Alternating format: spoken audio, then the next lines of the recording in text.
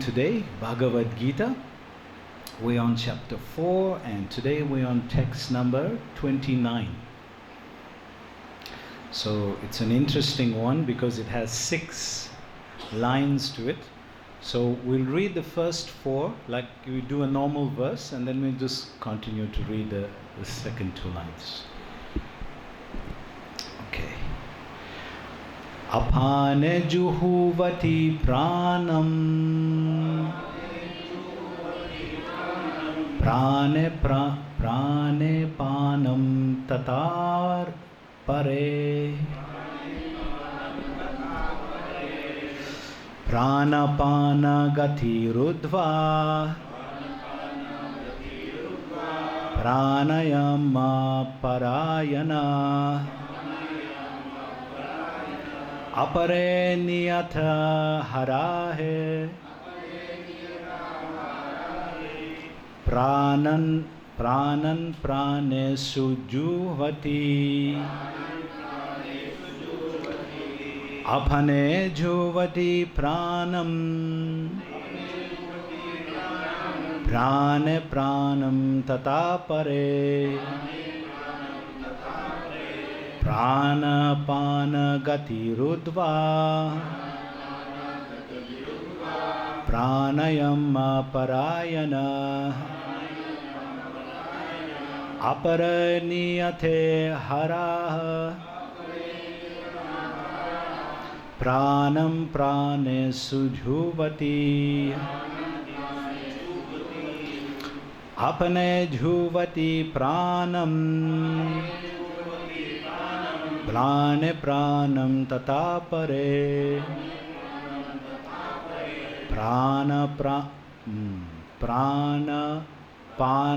प्राणपान गतिरुद्वा प्राणयम परायण अपरनियते हराः प्राणं प्राणे सुजुवति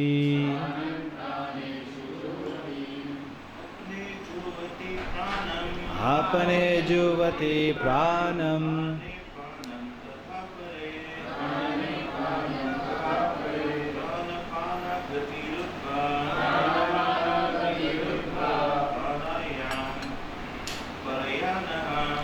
प्राणायाम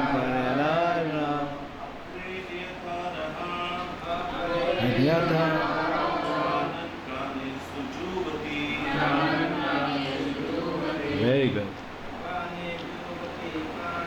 Apane pranam pranam parapare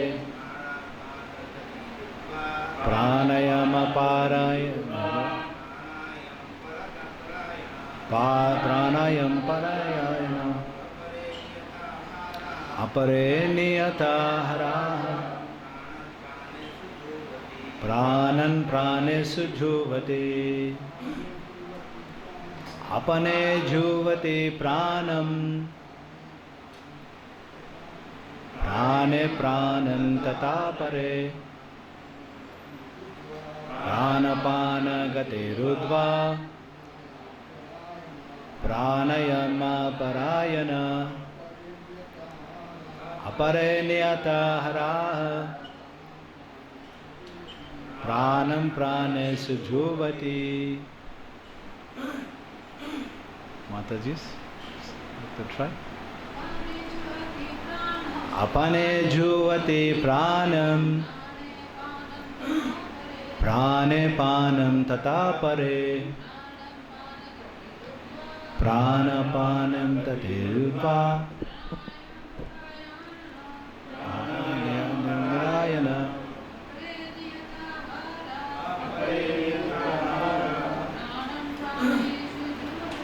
प्राणं प्राणे सुजुवति.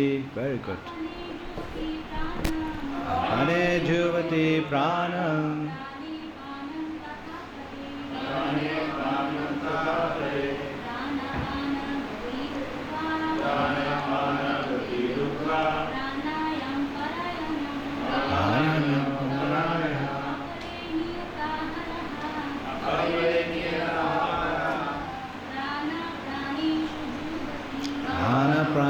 sujuvati. Very good.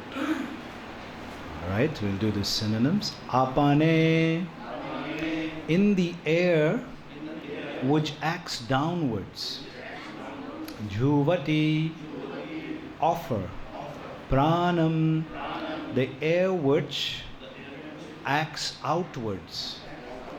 Prane, in the air going outward. Apanam, the air going downward. Tata, as also. Apare, others. Prana, of the air going outward. Apana, and the air going downward.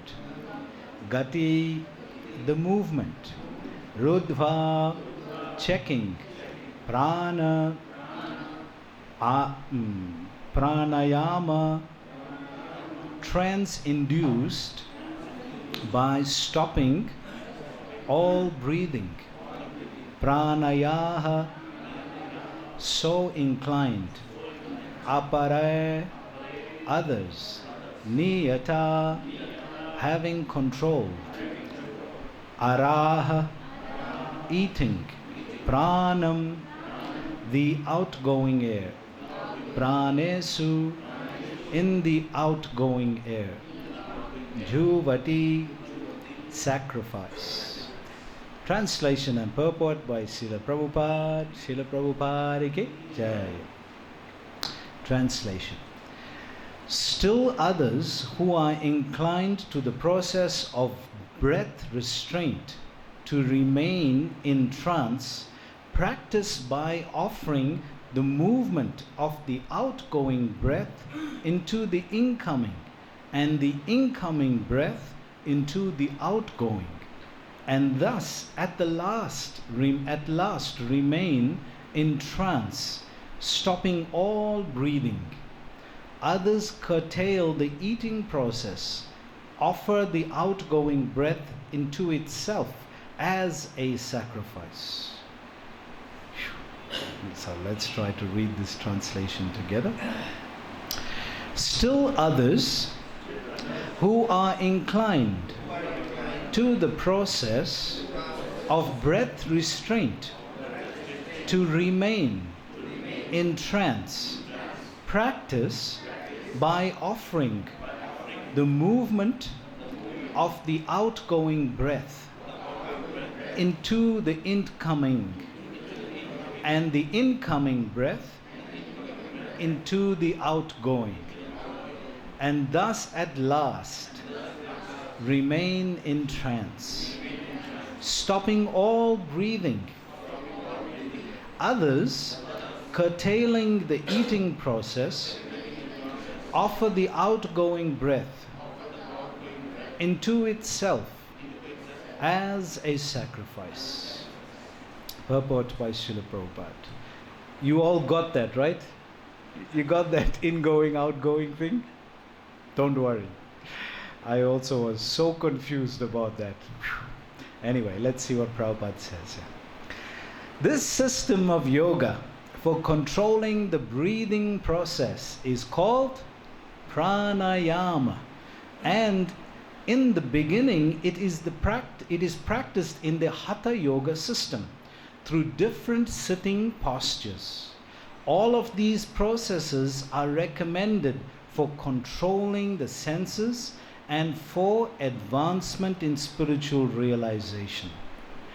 This practice involves controlling the airs within the body so as to reverse the directions of their passage. The apana air goes downward and the prana air goes upward. So apana down, prana up. So at least let's get that part, because we hear this word prana a lot. So what is prana? At least we can remember that one. It's the air that moves up, and apana is the air that goes down. Okay, we got one part of it.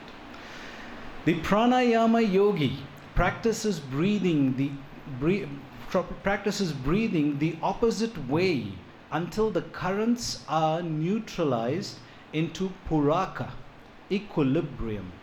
Offering the exhaled breath into the inhaled breath is called rijaka.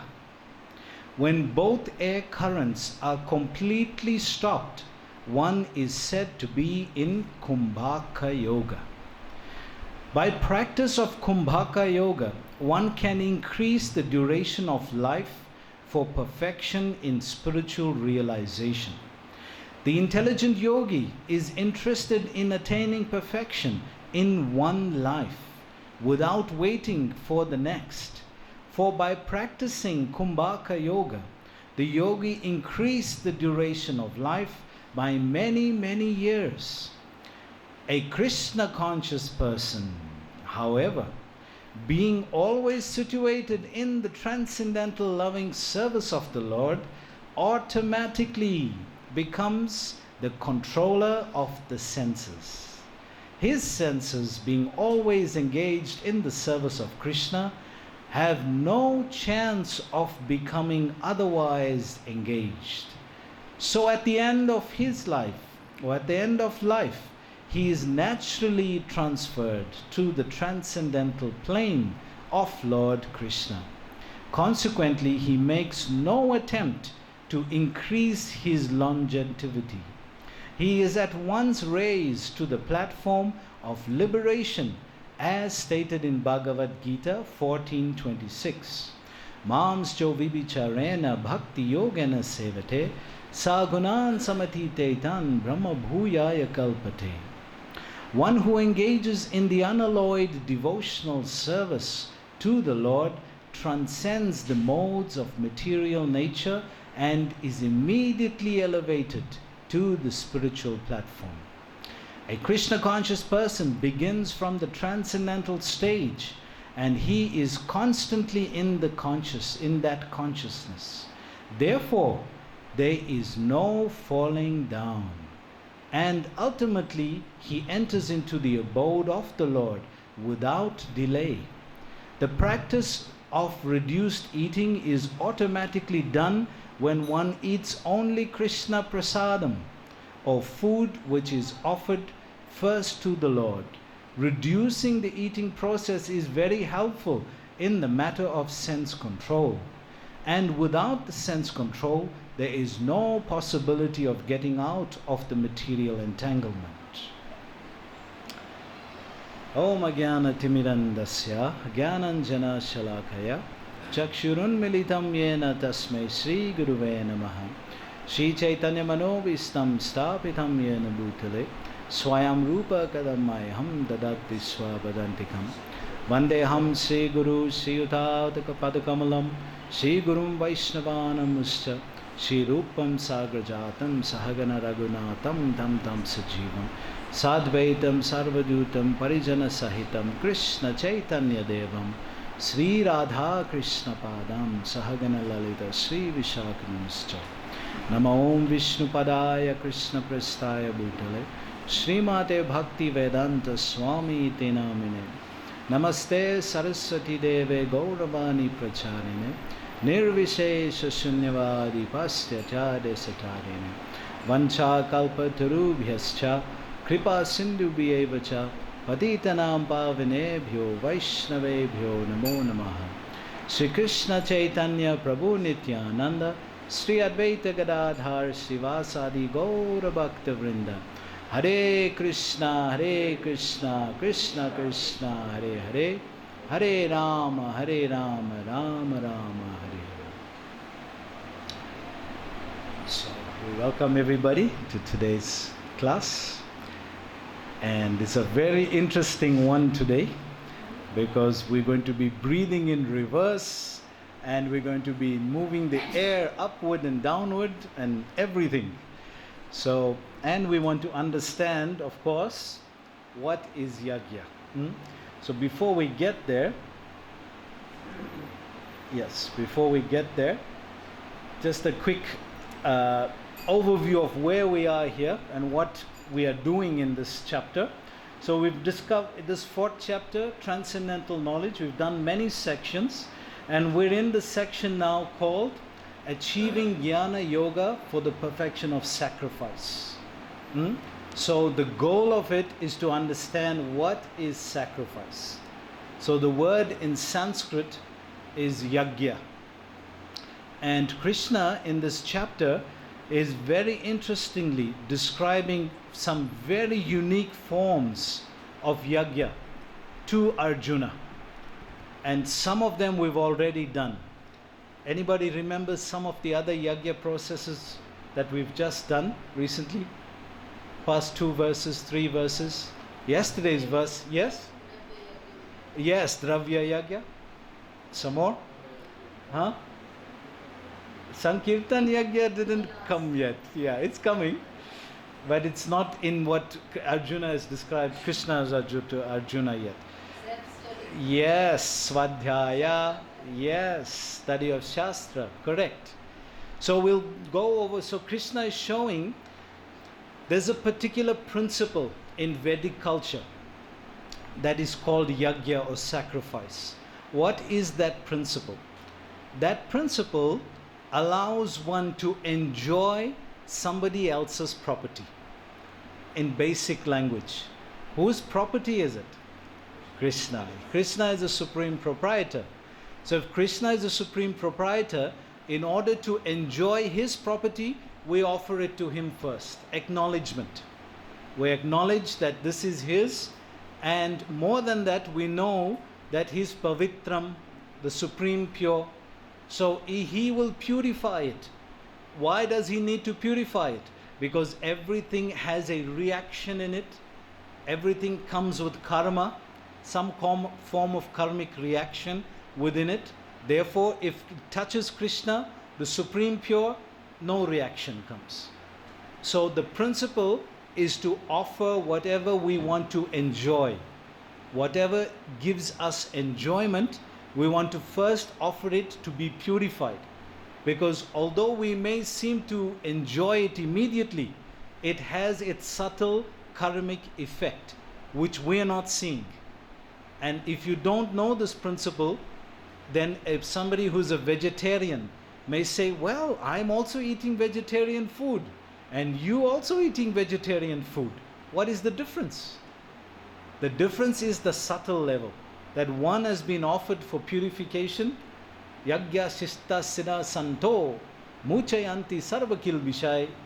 Krishna says in Gita, bhujante ye agham papam ye pasanti atma karmanat. Krishna says, if you don't offer food which is as a sacrifice for it, then you're verily eating only sin. Krishna says you're eating sin otherwise, because you have not acknowledged, you have not purified the karma of it, and you have not acknowledged who is the bhokta, who is the person who's given this. So this is the principle we're learning about. And what Krishna is doing is given different, especially in this section, is given so many different forms of sacrifice, that of yagya, that we would not readily see as yagya. Now I want to ask you, if you hear the word yagya, what comes first to mind? Yes? Fire sacrifice. First thing comes yagya, the yagyaman, the person who is hosting the yagya, and the prohit, the person who is doing the puja there, the yagya. This is what comes to mind traditionally. And Krishna is removing that illusion. He's saying, yes, this is one form, but Arjuna, if you understand the principle, then everything should be offered as yagya. Everything should be offered. Now note, this is not concerning the devotee. That Prabhupada covers in the second part. When it comes to the devotee, he is offered his whole life to Krishna. So his whole life is an offering. Everything he's doing is an offering. And Prabhupada clarifies that in the second part of the purport, which we'll go through just now. Okay? So Krishna is describing yagya, and yagya is a principle that everything can and must be purified by offering it to Vishnu. If you don't offer to Vishnu, he is the personality that is Yagya Purush. He is the one who purifies. and he's the one who everything is offered to. So one form that we know is fire, but that's not the only form. Krishna here is going to show, and even in the previous verses, especially yesterday, we'll see just now, Krishna mentioned many, actually 4 different forms. We heard 2, Svadhyaya and Dravya Yagya, but we'll see there's others also.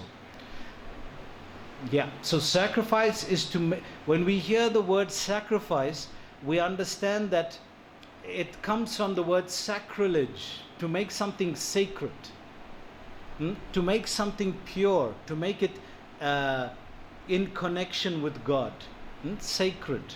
So immediately we understand who is the proprietor. It's God. And what does he do? He purifies. 2 concepts in that one word. So where has this concept of sacrifice first started? Where have you heard about it first? So in the 3rd chapter, we heard about it first. Let's see where. Yes, here. So this is where we heard about it. So you can check it also in your Gita. You can follow here. So Yagyana, Krishna is Santo Karma. Krishna is explaining that one has to perform yagya to Vishnu. Lokayam karma bandhana yatatam karma konteya mukta sangam samachara. One has to follow, has to do yagya. One has to do his work. And as soon as you do work, it's action. So if you're going to do work, you're going to be bound by that action. So how do I get free from that? This is right in the 3rd chapter, this concept came up first. Well, you can offer it to Vishnu. So it's first mentioned here in the 3rd chapter, and then again we hear about it here in the 4th chapter. Yes. And here it's interesting. In this 4th chapter, this verse also we hear about it here.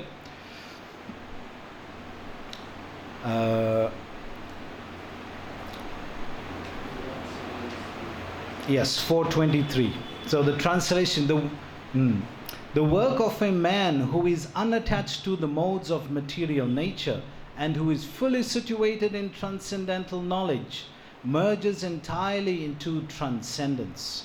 And in the purport there, Prabhupada says there that consequently whatever he does for Krishna, who is the primeval Vishnu. Therefore all his work are technically sacrifice, because sacrifice aims to satisfy the Supreme Person, Krishna or Vishnu. So we've been hearing this. So the point first came up in the 3rd chapter, and now in the 4th chapter, Krishna brings it up again, and he explains why. And Prabhupada clarifies it here in the purport. Why sacrifice needs to be done. Why? Because you have to work, and if you work, then who's going to purify that work? It has to get purified, because the results of the work you enjoy. And if it's not purified, it's incurring more karma. Therefore, the principle is to offer it. So that came up first in 3.9 and now again in 3.23.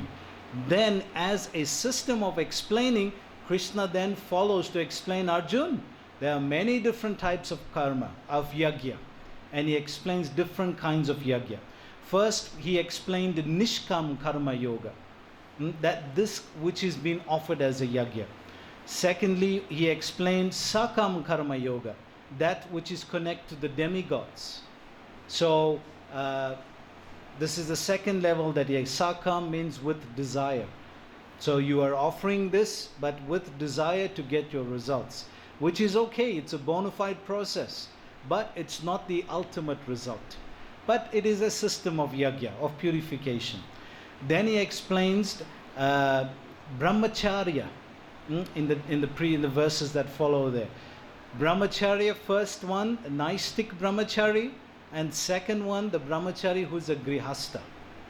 He's also a grihasta, but he's following religious principles, very strictly following as a grihasta. So that we've also heard of. Then that was 3 and 4. Fifth, he explained Jnana Yoga.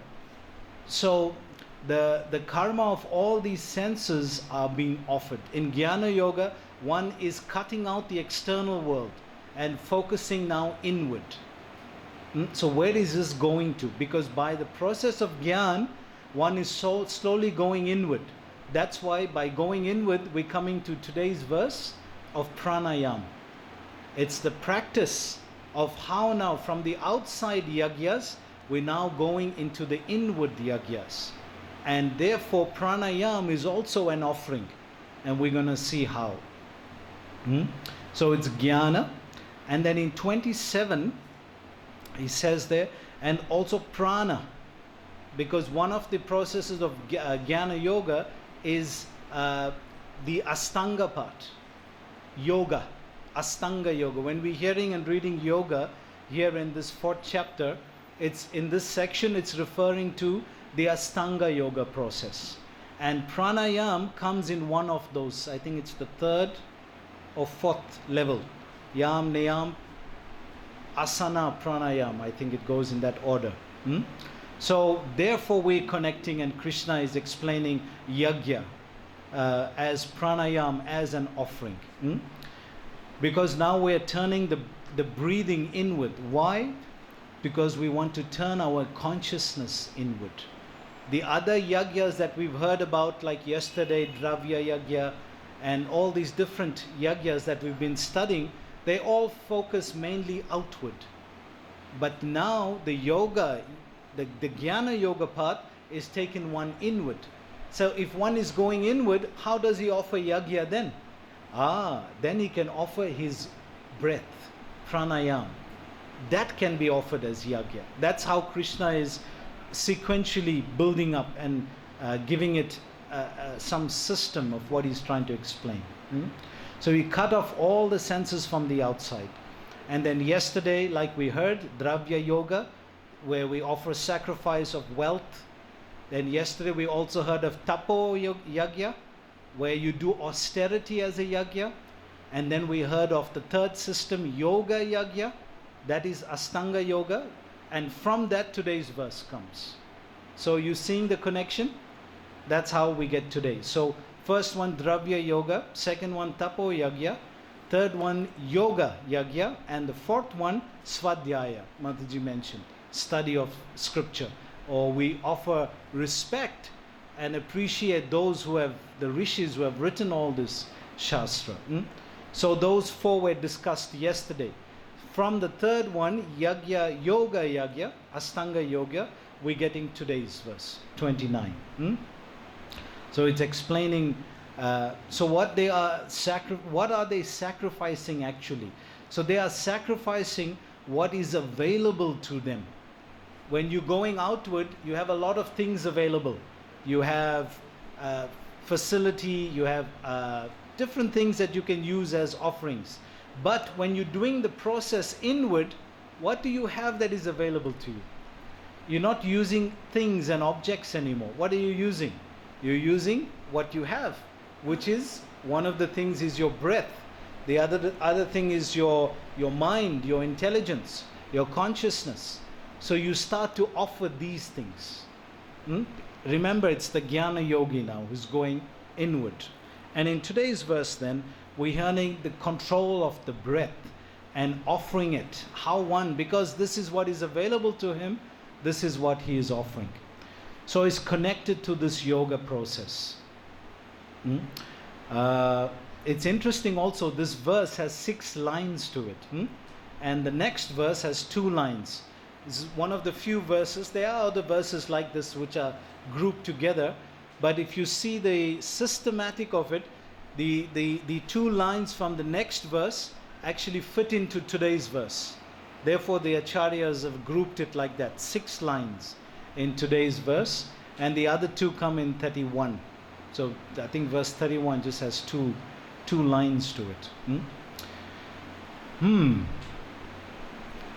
So although we're reading about it and hearing about it, the major part of today's verse discussion comes in the second part, when Prabhupada explains that it's not actually a practice that can be done today.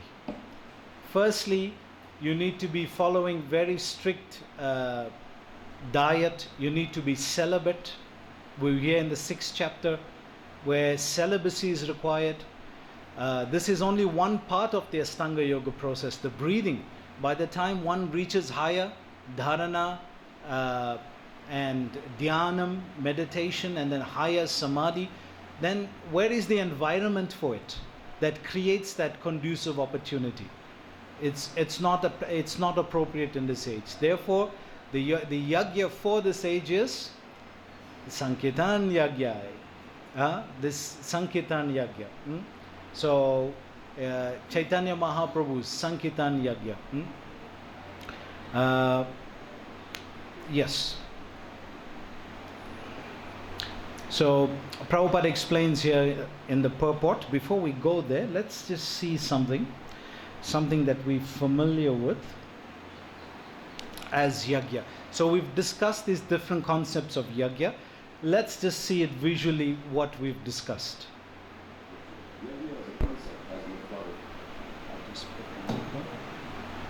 Implications.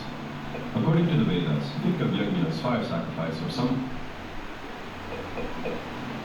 What is yajna? You may think of yajna as fire sacrifice or some other austere ritual.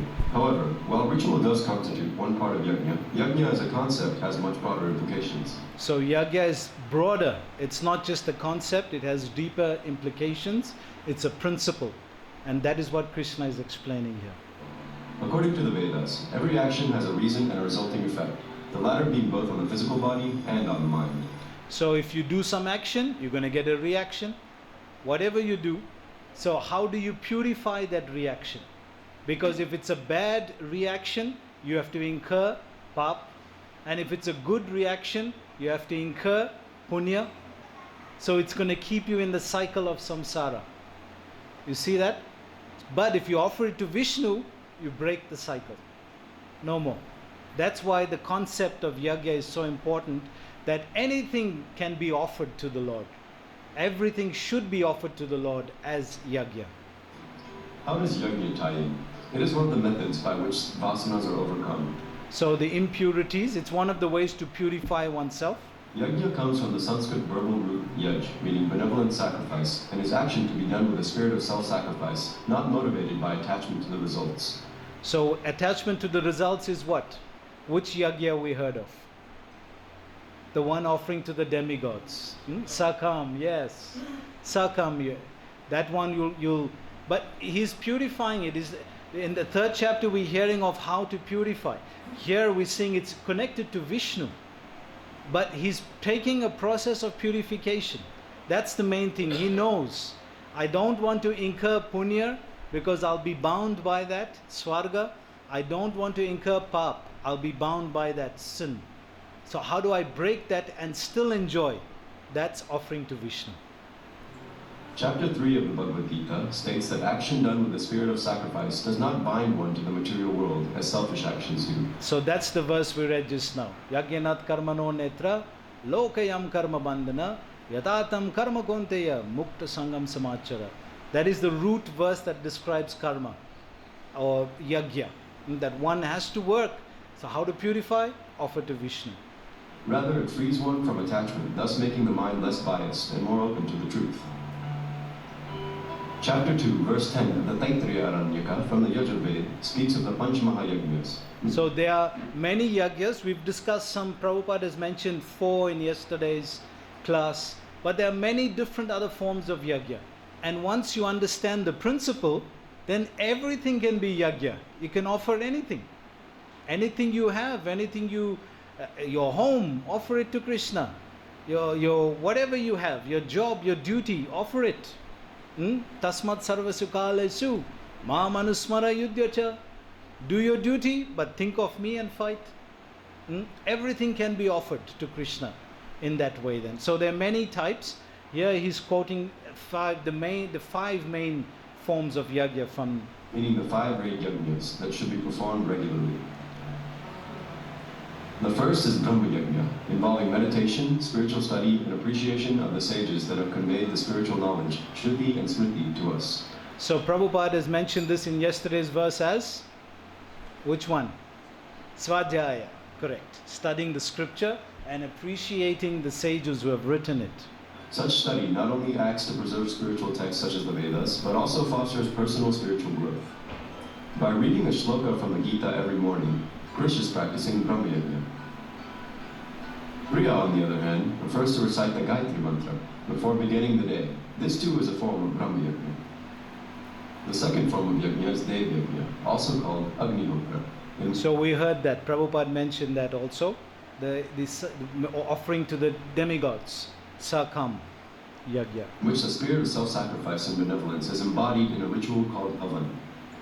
Havan is a Sanskrit word that comes from the verbal root hu, meaning... So we heard this word Havan many times. So this is how it's broken up in what it means. Self-sacrifice or giving. The performance of Havan is preceded by the chanting of Vedic and other mantras, as well as silent contemplation, a process called Sandhya. Sandhya prepares the practitioner for conducting the actual Havan, in which samagri, a blend of herbs and seeds, is offered into the fire while mantras are recited.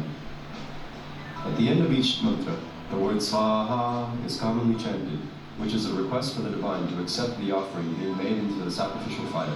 So when we're doing that, Swaha, we're saying, please accept this offering. So we do that also when we're doing a Bhoga offering, right? We pray to the Lord, Krishna, please accept this offering. We are praying in this way. Another common phrase in a Havan is Idam Namama, which literally translates to, this is not mine. And Idam Namama, we hear this, the Panditji, right? He offers and he says this after every mantra.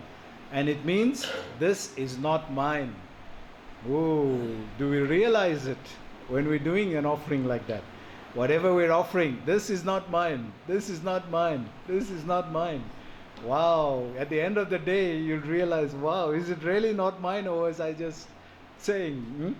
So it has deep meaning. Doing yajna means it's for the Lord, it's not mine. He is the one who purifies. It's keeping that consciousness. Now you see, for those who are not devotees, how difficult it is.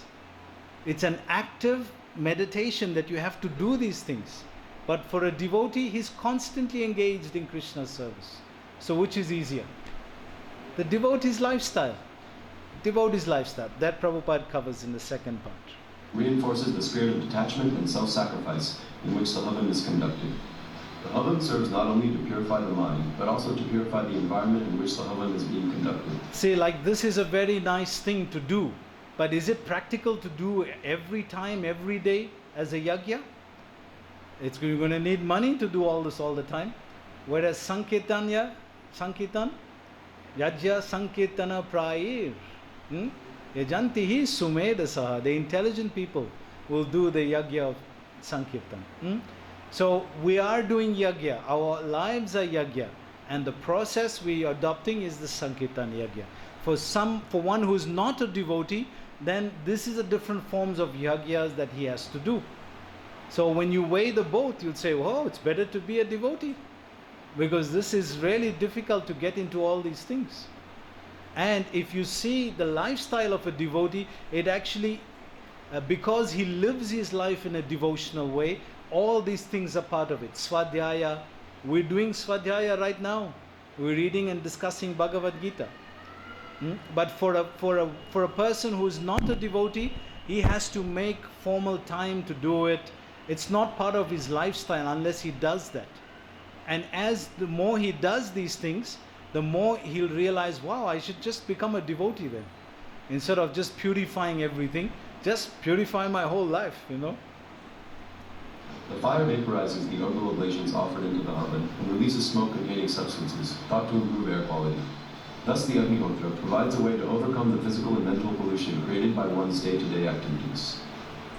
The third great yajna is Pitru Yajna. So Pitru Yajna, the ancestors, we hear this many times, that you have to do austere offerings to the ancestors so that they get their part and they can move on. This act of giving involves showing respect for those who have sacrificed for your well-being. The fourth Mahayajna is Atiti Yajna. In Atiti Yajna, it is one's duty to welcome and provide hospitality to all guests who may need service. So anybody who visits, Atiti, unexpected guest. So somebody who comes, you have to be ready to receive them and serve them. For devotees, we're always ready. Something we'll offer. As a minimum, we offer a tumbler of water, as a minimum. And more than that, whatever some prasad that we're offered, that, so automatically we're following this. Uninvited. On a flight back from India, Otto's plane makes an unexpected stop in New York. Priya, who happens to live in New York, prepares dinner for him, even though she has already eaten, and tries to make his visit as comfortable as possible. In doing so, Priya has conducted Atiti Yajna. She is following the saying, Atiti Devo Bhava, or the guest is like God. The fifth and final yajna is Bali Vaishvadev Yajna. This yajna calls for one to help and serve those who cannot make it on their own. Yajna ultimately consists of selfless action done with a devotional spirit and without regard for the fruits of those actions. It entails a happy acceptance of the results of all our actions. Yajna can be done in many forms, not just the 5 mentioned. Such selfless deeds not only bring an inner satisfaction to those who perform them, but also help condition the mind to reach a state where it is ready to receive spiritual truth. See, that's the point also Prabhupada concluded with. It's preparing you so much that you'll say, you know what, let me just become a devotee. Which we're already doing. That's the point of it. So let's just see this formally. This is how a yajna is done in a traditional way. And these are some prayers that has been chanted like that. This Prohit is actually a doctor, South Indian doctor, and he's doing this yajna. So we can see formally how a fire yajna, we've seen it, but you can see like the greater details.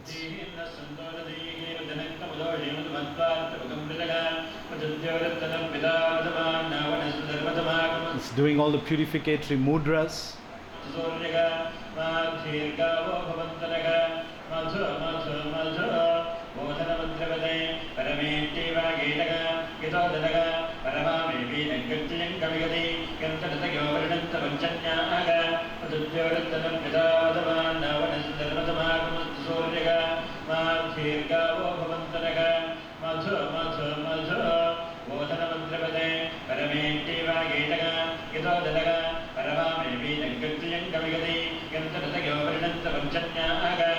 Now is lighting the fire.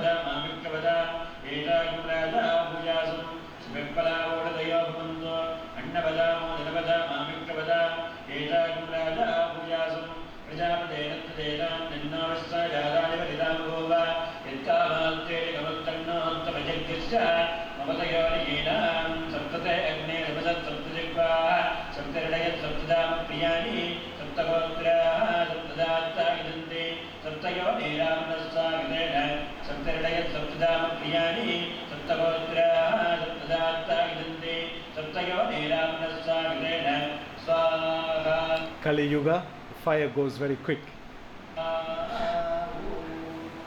And it's over. Just like that, yeah? So that was the traditional way in which fire yajna is done. But this is one form of yajna. Krishna has mentioned many so far. So let's see this part of what Prabhupada is mentioned here. Alright, in the purport Prabhupada says here, this system of yoga for controlling the breathing process is called pranayama. Again, how we came to this point? It's from the 4 that Prabhupada discussed. The yoga, the yoga yajna or the Astanga yoga. From there, the 3rd or 4th stage is called pranayama. I think it's a 4th stage, pranayama. And that stage is now being discussed as yajna. So that's how we get to today's verse. And in the beginning, it is practiced in the Hatha yoga system. See, it's in the yoga system through different sitting postures. All of these processes are recommended for the controlling of the senses and for the advancement in spiritual realization. This practice involves controlling of the airs within the body, so as to reverse the direction of the passage. So it's controlling the life airs, the breathing process firstly of the body. And it's not normal way of doing things, it's reversing it. The apana, who remembered what it was? Going down. Prana was going up, apana going down, right? The apana air going downward, and the prana air goes upward. The pranayam yogi practices breathing the opposite way until the currents are neutralized into puraka. So we'll see some of those just now, and we'll even do a little pranayam ourselves just to get everybody up. We'll do some pranayam. See, experience it. What is it about? Offering the exhaled breath into the inhaled breath is called richaka.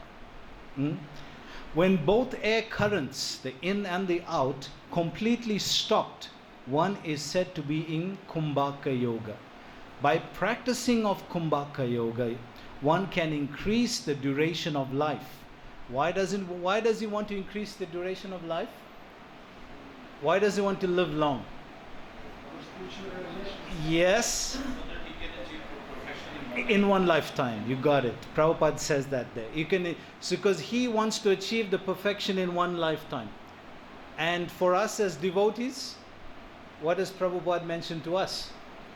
If we follow 4 principles and chant 16 rounds, do some devotional service, then in this lifetime we can go back. Not same result, but same kind of result. Look at what this yogi is doing, breathing in and out and turning the whole system upside down and holding it, and so many inconveniences. What we're doing, we're simply chanting. By the chanting, we're breathing and in and out also. Hare Krishna, Krishna Krishna, Hare Hare, Hare Ram, Ram Ram, Hare Hare. Hare Krishna, Krishna Krishna, Hare Hare, Hare Ram, Ram Ram, Hare Hare. Hare Krishna, Krishna Krishna. We're constantly in and out, in and out.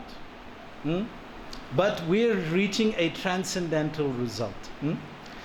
The perfection in spiritual realization. The intelligence of the yogi is interested in attaining perfection in one lifetime without waiting for the next one. For by practicing kumbhaka yoga, the yogis increase the duration of life by many, many years. Now, before we get to the Krishna conscious part, let's just do a little pranayam and see what is this about.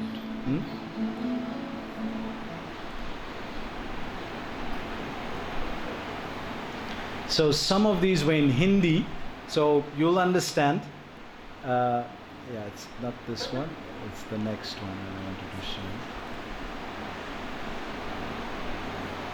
Yeah, this one. प्राणायाम करने के लिए कुछ 3 बातें बताई हुई हैं. So 3 parts of pranayam. Puraka, Prabhupada mentioned that. Rechaka and Kumbhaka. 3 क्रियाएं. श्वास को लेना, श्वास को रोकना और श्वास को. So you breathe in, you breathe out, and then the holding of the breath. So basically it seems simple. It's breathing in, breathing out, and holding the breath. So in essence this is what it is. So let's see this in action. This is what it is. So this is somebody who is doing this form of yoga system. Let's see it. श्वास खींच कर फिर दोनों नासिकाओं से श्वास खींच कर फेफड़ों में भर लें और तब तक रोके रखें जब तक आप उसे फेफड़ों में रोक कर रख सकते हैं. अधिक से अधिक देर तक उसे फेफड़ों में रोके रखें और ध्यान आज्ञा चक्र में रखें. और यदि आप मंत्र साधक हैं तो मन ही मन अपने मंत्र का जप कर सकते हैं. तदंतर जब रोकना मुश्किल हो जाए तो श्वास को पेट में ले आए और पेट में तब तक रोके रखें जब तक रोक सकते हैं. पुनः छाती में वापस ले आए और काफी देर रोके रखने के बाद जब श्वास न रोकी जा सके तो बाहर छोड़ दें. So that was a long breath, huh? So we're going to all try it, okay? So the trick with pranayam, the first part is to exhale. First part, take all the air out. And then when you feel the burn, don't strain. If you're feeling it, we don't want anybody to pass out, right? Please don't pass out. So when you feel it, you want to breathe in, that time you breathe in naturally. So the system is breathe out. When you breathe in and hold it as you're breathing in, you count. At least you should count till 4. Breathe in, 2, 3, 4, and you hold it, and you should hold it for double till 8. And then you should breathe out as far as you can, all the old air. Try to breathe it out. Okay? So everybody ready? Sit up straight. Don't pass out. And we're going to do some pranayama. Okay? So your hands to your side. Okay? Back straight. Okay? So we're going to blow out all the air first. And then we're going to take a breath in for the count of 4. And then hold it till 8. And then blow it out again slowly. Alright? So let's start. First blow out.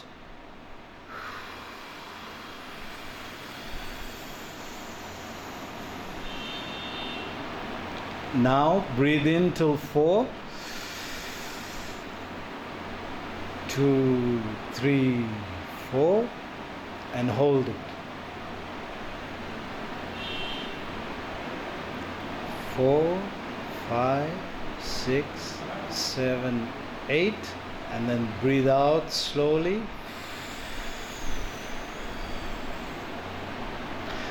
So I was doing it through the mouth because I had to count. So you have to do it through the nose. Okay? Let's try again. Breathe out.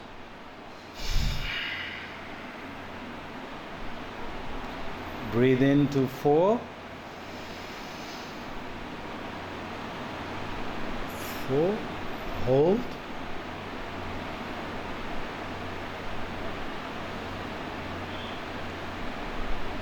And breathe out through the nose.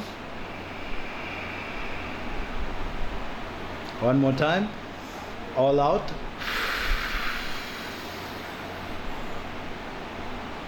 In.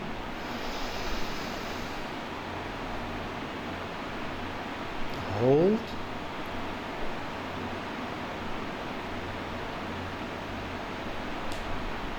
And all out. Very good.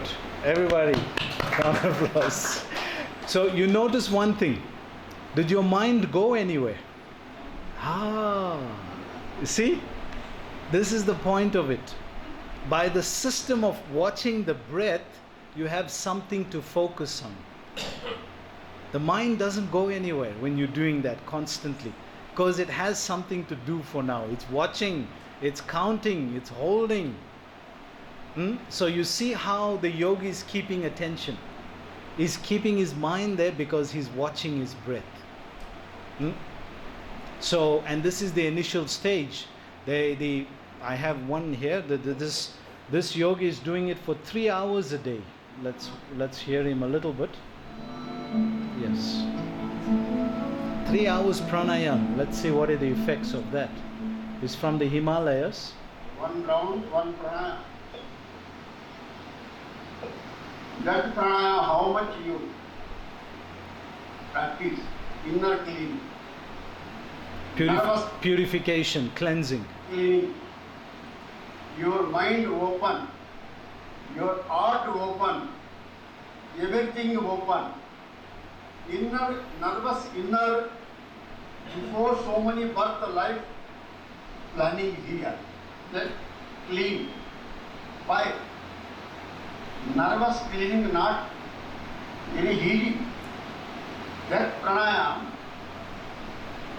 half an hour, 1 hour, 2 hours, 3 hour practice every day. 3 hours practice every day. Now if we put that same amount into japa, can you imagine how quick we'll become pure devotees? Just like that. But he's saying this is what he's doing. He's doing the pranayama process and he's teaching how to start it gradually up to 3 hours a day. Wow, that is a lot. So let's see now what Prabhupada says is the alternative.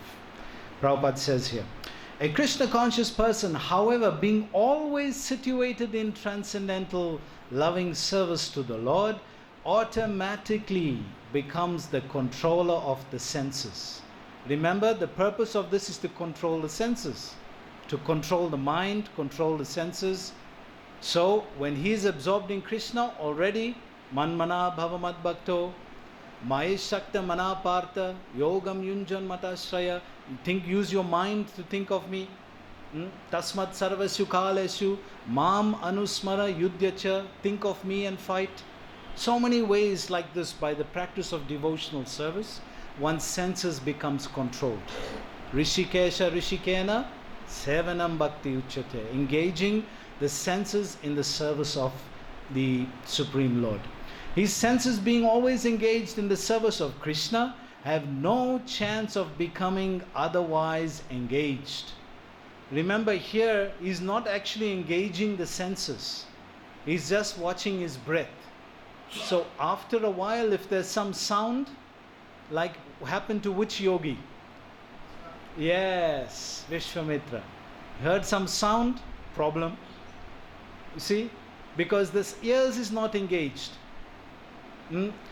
Sight, by looking, he also saw the fish. Then he became disturbed further. So Krishna consciousness engages everything, all the senses, especially in japa. You have touch, you have sound, you have vibration of sound and hearing. And then you've seen the deity, you've taken darshan, you've smelt the flowers or the incense. All the senses are stimulated. That's why this is so risky. And it's not for this age, because the mind is too restless in this age. So at the end of one's life, one is naturally transferred to the transcendental plane of Lord Krishna. Consequently, he makes no attempt to increase his longevity. So he's not trying to increase his lifespan. He's trying to increase his service. The yogi is feeling, if I have more time, then is better chance of attaining perfection. More opportunity, more chance. But first find a conducive place. Where you will find that place? Even the Himalayas today, there's so much of tourism right up to Badrinath, even right now, that where will you find a quiet spot where there's no trucks and no noise?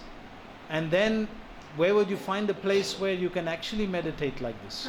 And to find such a person who would want to do that, Krishna consciousness, you can be a working man in the working world and still be fully Krishna conscious.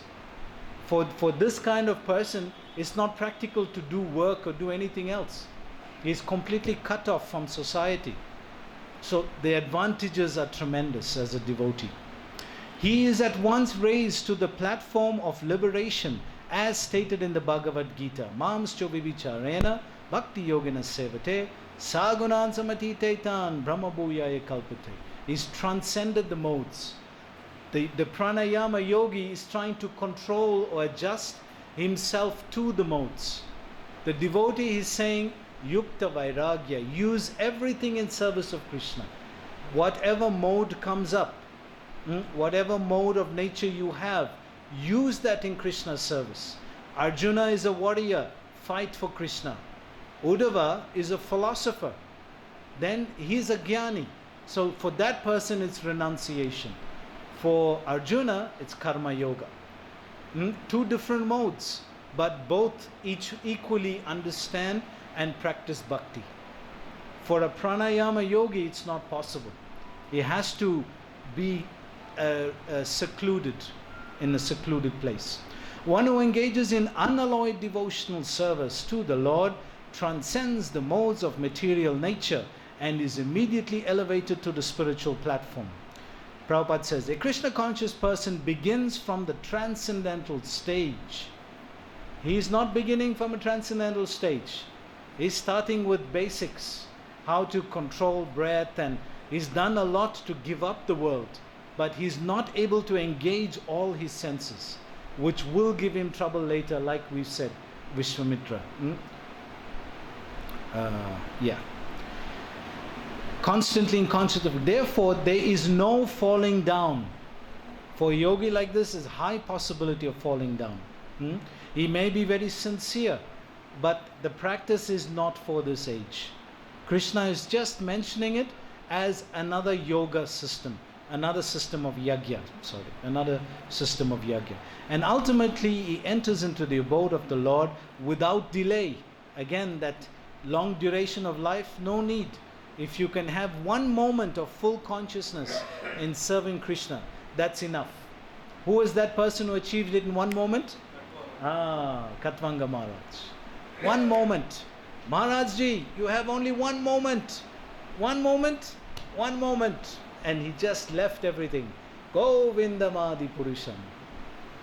In one moment he achieved it. There's sometimes when they give Bhagavad Shabda, they say, Parikshit Maharaj achieved perfection in 7 days. So why need to speak for 7 days? Katvanga Maharaj in one moment. He achieved it in one moment. And that's a fact, because the 6 questions that was asked by the sages were already answered in the 2nd canto, in the beginning of the 2nd canto of Bhagavatam. So why is there 12 cantos then? Because it's unfolding. It says, now that we've discussed and established Krishna, and we've established the scripture, we've established the process for this age and all the different things, now let's have Krishna Katha, Bhagavatam. So they continued in that way. So the practice of reduced eating is automatically done when one only eats Krishna Prasad, food offered first to the Lord. So here one is reducing, the yogi is reducing one's eating, he's doing a lot of austerity. But for a devotee, his austerity is to just take Krishna Prasad, which is not so much of an austerity, right? It's not so bad. Krishna Prasad is okay, especially on feast days and all of that, right? Otherwise, sometimes Karela sabji and Danda sabji, they make this drumstick sabji. But otherwise, it's wow, wonderful. Krishna Prasad is no austerity at all. Reducing the eating process is very helpful in the matter of sense control, and without sense control, there is no possibility of getting out of this material entanglement. This is what the yogi wants to achieve. So in essence, what we discussed then was yagya as a principle. Krishna described different kinds of yagya, and in today's verse he described this pranayam yagya, which is the 4th stage of the Astanga level, 8-fold process, and how difficult it is that this yogi is performing it. After having explained that, Prabhupada speaks in the 2nd part of the purport that for a devotee, nothing extracurricular has to be done. All he has to do is serve Krishna, take Krishna Prasad, do devotional service, follow 4 principles, chant 16 rounds, in this lifetime, go back to Godhead.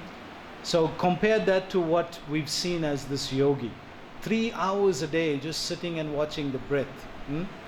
So it's very simplified, very easy. Krishna consciousness has made it so easy to attain perfection in this lifetime. And not only attain a higher destination, but go back to the spiritual world. Tat dhamam paramam mama. You go back to the spiritual world. Don't come back here. Puna janma na vidyate. Krishna is saying, you don't take birth again here. He goes to my place. So we'll stop there. Any questions, comments from anyone? Yes, brother. There's a mic here. Thank you. Just watch the... doesn't twist it. Yeah. Hare Krishna. Hare Krishna. Thank you very much for beautiful excursion to yoga. Hare Krishna. I have a question. Once we have a problem with the objectives of different practices of yoga, Yes. but from the other side, if we know the goals, we know the final conclusions, and while starting practicing, we know that life not immediately stopped. And such practices, even 20 minutes a day, pranayam, or like asana, makes it very beneficial for health, for state of mind, because anyway we engage with the devotees, engage themselves to get some little pleasures. Yes. And so, could you speak, shall we not see it as not Yes. just something negative or? Yes, it's definitely not negative. And if you see Prabhupada's mood, especially in yesterday's verse, he didn't decry it. He didn't make it sound like it's, no, this is bad, like Dravya Yagya, to take care of, give your wealth in donations and things like that. Prabhupada is not criticizing any of these systems because Krishna is giving it. It's saying it's better than nothing. At least they're acknowledging the supremacy of Vishnu. They're acknowledging that it has to be purified. That is a step. You may be up here, but those who are starting small need to start with baby steps. So give them that chance. You may be coming to Krishna consciousness now after many lifetimes. They're not so fortunate. They are starting now to get into contact with their spiritual nature. So on that level, yes, one should not criticize it. But if one has the ability to understand what we explained, that yes, it is a wonderful process, it's wonderful that you're thinking about spiritual activity, but here's a quick, easy, super fast way. And if you're serious about it, why don't you try this? It's the elevator. The rest of it is like stairs. So try it as an option. So that's one answer. The other part of it is doing pranayam for physical health. I think it's basically good. Personally, I feel it helps. Anybody will tell you that if they're angry, one of the things they'll suggest, breathe, count till 10. Yeah? Breathe in and count till 10. It helps calm the mind down. So, yena kena prakarena mana Krishna na vedayat. Whatever is favorable, do whatever it takes to be Krishna conscious. Rupa Goswami advises this. And the other one is that we do what is fair. Anukulyena sankalpa pratakulyena varjanam. Rakshasi iti vishvasa gotruktam varanam tatha. That you do what is favorable and reject what is unfavorable. So if it is conducive for you to do a few pranayams before you start your chanting so that your mind is focused, why not? Prabhupada would do a morning walk for health purposes. And he took that advice from a drunken doctor. The doctor was intoxicated when he even gave that advice. And he said, Swamiji, you should walk around a little bit, You should walk in the morning. It will be good for your heart. So Prabhupada took it to heart. It's exercise. Because if your body is not well, how are you going to practice spiritual life? So if pranayam, of course, this person is doing it as a practice for self-realization.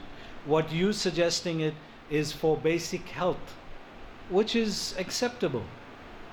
I think it's acceptable. And we have in the West especially, we are teaching yoga as a system of how to come to bhakti-yoga.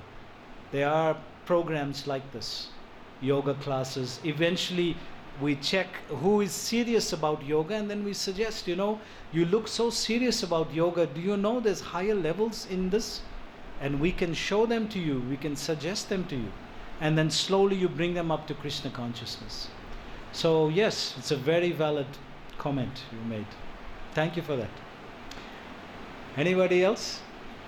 Yes, Sumesh.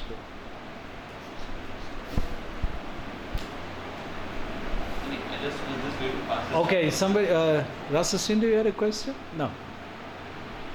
Somebody at the back? Okay. All right, it's almost 7 for Goda Arti. Thank you very much. Srila Prabhupada ki Jai.